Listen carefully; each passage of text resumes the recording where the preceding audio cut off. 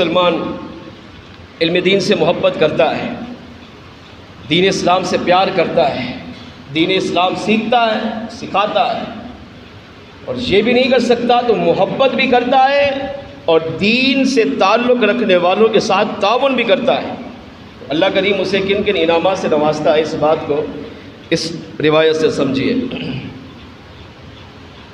محدث طبری ایک بہت بڑے محدث گزرے ہیں، ساری زندگی قرآن و حدیث پڑھاتے ہوئے گزری۔ محدث وہ ہوتا ہے جس کو لاکھوں حدیثیں یاد ہوں، ایسے بھی ہمارے محدثین گزرے ہیں جن کو 5-5 لاکھ حدیثیں بھی یاد ایک بندے کو، یہ ہوتے ہیں محدث، یعنی جنہوں نے آقا علیہ الصلوۃ والسلام کے فرامین کو پڑھا، سمجھا اور اس سے دین کے مسائل نکالے اور حضور کی امت کو دیے، اسے کہتے ہیں محدث۔ محدث طبری رحمۃ اللہ علیہ فرماتے ہیں کہ میں نے جب پڑھنے کا ارادہ کیا تو ہم 6 دوست تھے،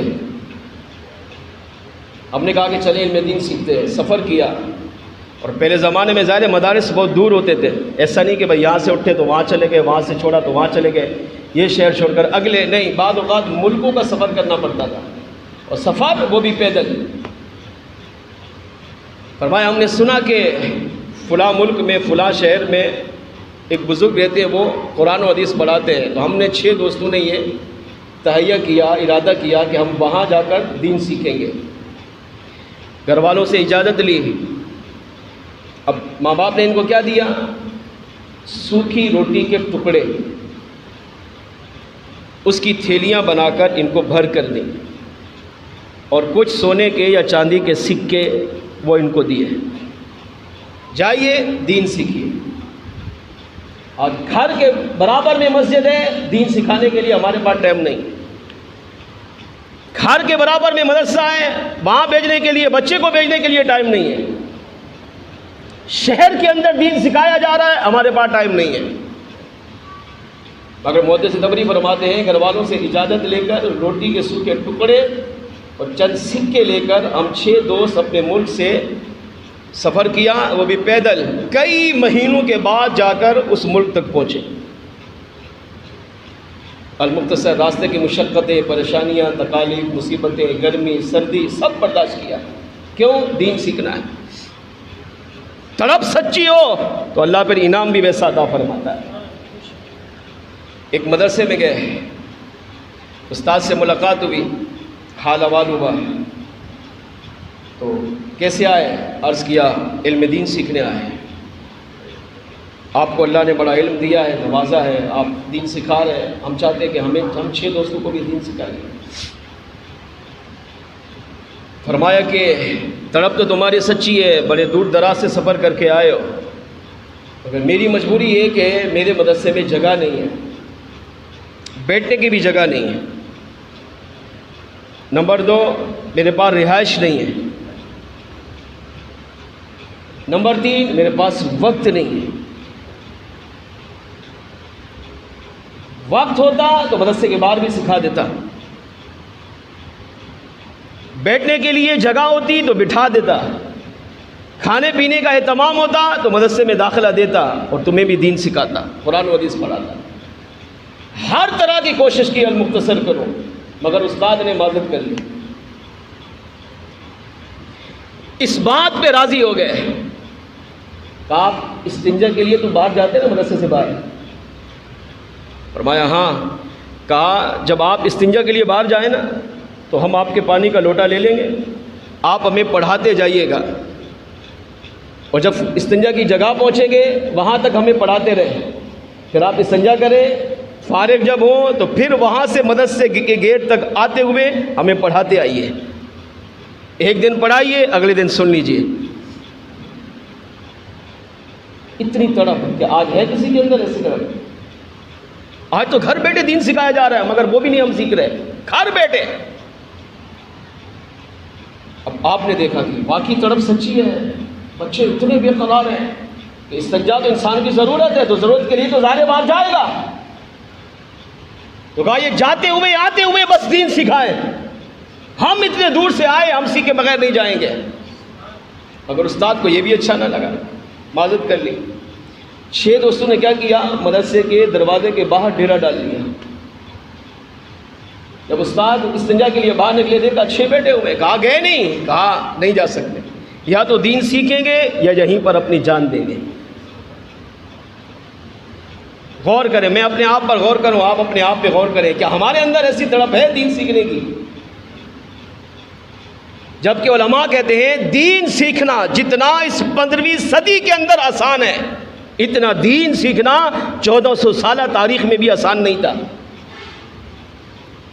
جبکہ صحابہ نے بڑی بڑی قربانیاں دی، اولیاء اسلاف، کسی بھی ولی کی سیرت کو آپ پڑھیں، کسی بھی عالم کی سیرت کو پڑھیں، ہم سے زیادہ قربانیاں دی ہیں ان لوگوں نے، ہم ان کی قربانی کا کروڑواں حصہ بھی نہیں پہنچ سکتے، مگر اس کے باوجود بھی علماء نے لکھا کہ 1400 سالہ تاریخ میں دین اسلام کو سیکھنا اتنا آسان نہیں تھا جتنا دین اسلام کو سیکھنا اس 15ویں صدی کے مسلمان کے لیے آسان ہے، مگر اتنی آسانی کے باوجود بھی مسلمان دین نہیں سیکھ رہا۔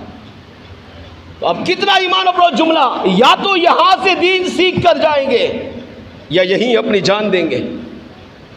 محدث تبری فرماتے ہیں استاد نے جب یہ سچی طلب دیکھی، لگن دیکھی، دین سے محبت دیکھی، دین کا اخلاص دیکھا، تو ہمیں اجازت دے دی۔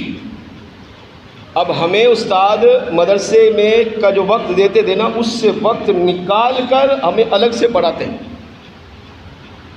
اتنا بھی ٹائم نہیں تھا، ہمیں دین سکھانا شروع کیا، مگر استاد نے یہ کہا رہائش نہیں ہے، کھانا یہ بھی نہیں ہے، وقت دے سکتا ہوں، کہا کھانا نہ دے منظور ہے، رہائش مدرسے میں نہ دے منظور ہے، مگر حضور کا دین سکھائے۔ اب یہ رہائش کہاں رکھتے ہیں؟ مدرسے کے باہر۔ آج کے بچے کو آپ بولیں آپ مدرسے کے گیٹ پر سو، ایک دن کیا ایک لمحہ بھی نہیں رکے گا وہاں۔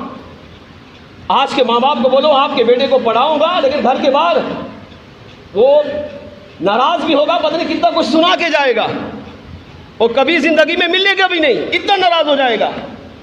مگر ان لوگوں کی طرف دیکھیں، کھاد مدرسے کے باہر رہے، کھانا باہر، رہائش باہر، دین وہ بھی باہر۔ اب کھانا نہ ملنا تو قبول کیا، رہائش نہیں ملی اس کو بھی برداشت کیا، مگر آقا علیہ السلام کا دین نہ سیکھوں یہ برداشت نہیں ہوا۔ کھانا کیسے کھاتے تھے؟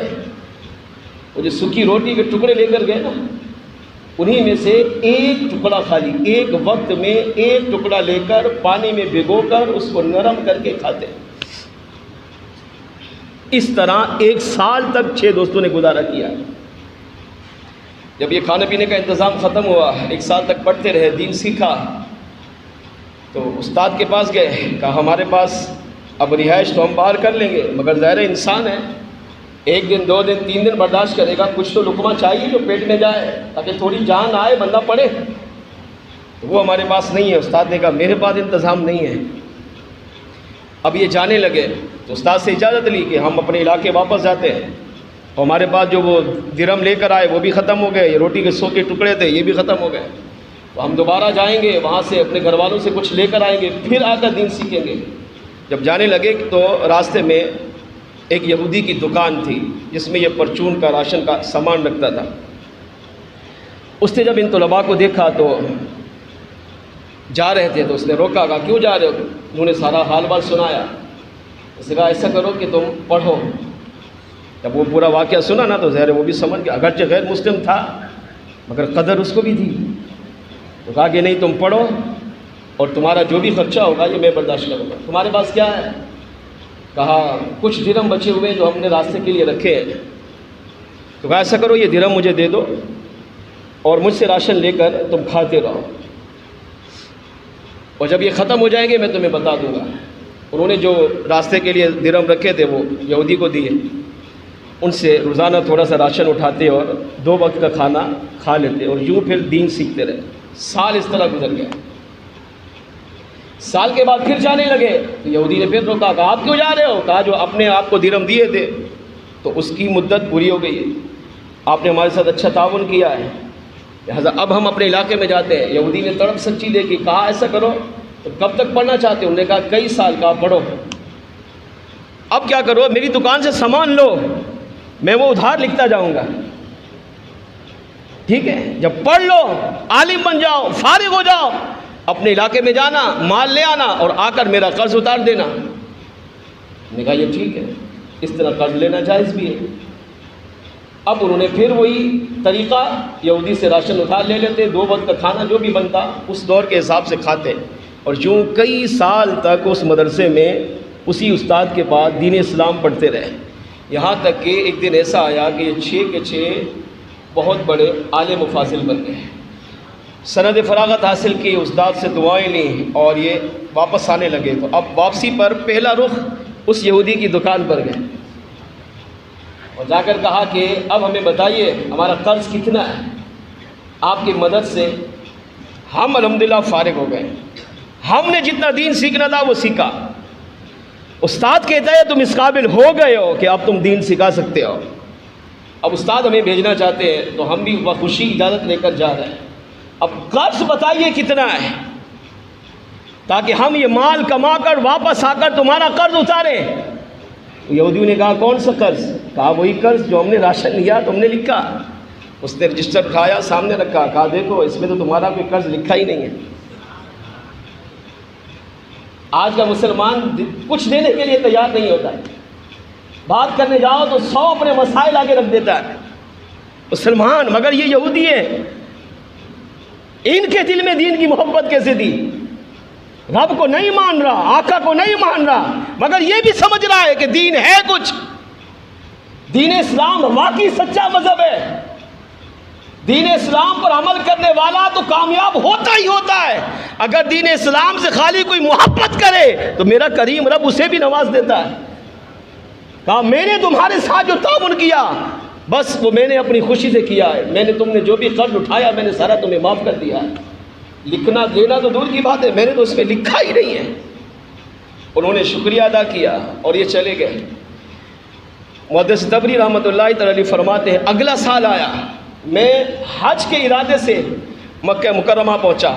آپ فرماتے ہیں جب میں طواف کعبہ کر رہا تھا، غور سے توجہ دے دل کے کانوں سے سنیے جملے کو، فرماتے ہیں جب میں طواف کعبہ کر رہا تھا تو میں نے دیکھا کہ وہی سابقہ یہودی بھی خانہ کعبہ کا طواف کر رہا ہے۔ تو آپ فرماتے ہیں مجھے بڑی حیرت ہوئی، اب میں اپنا حج اپنا طواف بھول گیا اور میری ساری توجہ اس سابقہ یہودی کی طرف چلی گئی۔ جب وہ طواف سے فارغ ہوا میں بھی فارغ ہوا تو میں نے جا کر سلام کیا، اس نے سلام کا جواب دیا، میں نے کہا آپ وہی یہودی ہو سابقہ؟ کہا ہاں جس نے ہماری مدد کی تھی۔ کہا ہاں میں وہی ہوں۔ تو میں نے کہا آپ تو یہودی تھے مگر آپ آج حج کر رہے ہیں، آپ خانہ کعبہ کا طواف کر رہے ہیں۔ تو اس نے سابقہ یہودی نے کہا ہاں میں ہی سابقہ یہودی تھا، ساری زندگی اللہ رسول کو نہیں مانا مگر مجھے بھی دین سے محبت تھی، دین کو حق اور سچ سمجھتا تھا۔ جب میں نے تمہارے ساتھ اتنا اچھا سلوک کیا، جس رات تم وہاں سے واپس آ گئے، کہا اسی رات جب میں سویا تو دل کی آنکھ سر کی آنکھ بند ہوئی، دل کی آنکھ کھلی اور میرے خواب میں مصطفیٰ جان رحمت صلی اللہ علیہ وسلم تشریف لے آئے۔ جب میں نے حضور کو دیکھا تو میں نے عرض کیا اے مسلمانوں کے نبی میں تو یہودی ہوں، میں تو غیر مسلم ہوں، میں نے تو ساری زندگی آپ کو نہیں مانا مگر آپ میرے خواب میں تشریف لے آئے۔ میرے آقا علیہ السلام نے ارشاد فرمایا اگرچہ تو یہودی تھا مگر تو نے میرے دین اسلام کے ورثاء طلباء کی خدمت کی ہے، اور جو میرے دین کے وارث کی خدمت کرے پھر بھی وہ یہودی ہو کر مر جائے یہ ہم سے برداشت نہیں ہوا، اسی لیے ہم تمہیں کلمہ پڑھانے خود ہی تشریف لے آئے۔ کہا میرے آقا علیہ السلام نے خواب میں مجھے کلمہ پڑھا کر مسلمان کیا۔ جب میں صبح بیدار ہوا تو میں نے یہ خوشخبری اپنی زوجہ کو سنانے والا تھا، اس سے پہلے کہ میں زوجہ کو خوشخبری سناتا زوجہ نے کہا سن، جو نبی تیرے خواب میں آ کر تجھے کلمہ پڑھا کر مسلمان کر گیا وہی نبی میرے خواب میں آ کر مجھے بھی مسلمان فرما گئے ہیں۔ مجھے بھی انہوں نے کلمہ پڑھا کر اسلام کے دامن میں قبول کیا ہے۔ یہودی کہتے ہیں پھر ہم ایک عالم کے پاس گئے، انہیں خواب سنایا، اس نے کہا ہاں آقا یہی چاہتے ہیں کہ تم دونوں دین اسلام قبول کر لو، تم تو وہ خوش نصیب ہو جن کو نبی نے خواب میں آ کر کلمہ پڑھایا ہے۔ اس عالم دین نے انہیں دوبارہ ایک نئے سرے سے توبہ کروا کر کلمہ پڑھوا کر اسلام کے دامن میں قبول کر لیا۔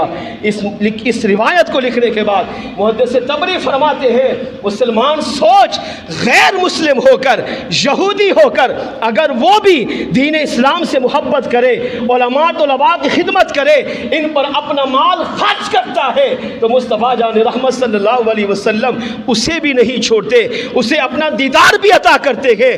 میرے آقا علیہ السلام اسے اپنا غلام بھی بناتے ہیں، اسے اپنے عشاق علماء میں بھی قبول کرتے ہیں، عشاق مسلمانوں میں بھی قبول کرتے ہیں۔ جب یہودی کو میرے آقا علیہ السلام دین اسلام کی خدمت کرنے کی وجہ سے اتنے انعامات سے نوازتے ہیں، مسلمان سوچ جب تو مسلمان ہو کر، تو اللہ رسول کو ماننے والا ہو کر، اللہ رسول سے پیار کرنے والا ہو کر، جب تو بھی دین سے محبت کرے گا، دین سے پیار کرے گا، علماء طلباء کی خدمت کرے گا، خود دین سیکھ کر اولاد کو بھی دین سکھائے گا، اور دین سیکھتے سیکھتے اس پر عمل کرتے کرتے جب دنیا سے جائے گا، تو سوچ اللہ کریم تیری اس دنیاوی زندگی میں تجھے کتنے انعامات سے مالا مال فرمائے گا۔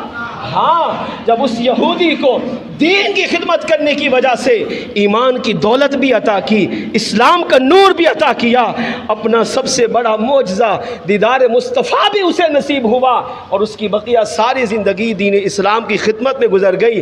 فرمایا جب یہودی کو میرے آقا علیہ السلام نے اتنا نوازا ہے، تو مسلمان اگر تو دین کی خدمت کرے، تو دین سے محبت کرے، تو دین سے پیار کرے، تو میرے آقا علیہ السلام بھی تجھے نوازیں گے، رب کریم بھی تجھے نوازے گا، اتنا نوازیں گے کہ تیری دنیا بھی اچھی ہوگی، تیری قبر و آخرت بھی سنور جائے گی۔ اب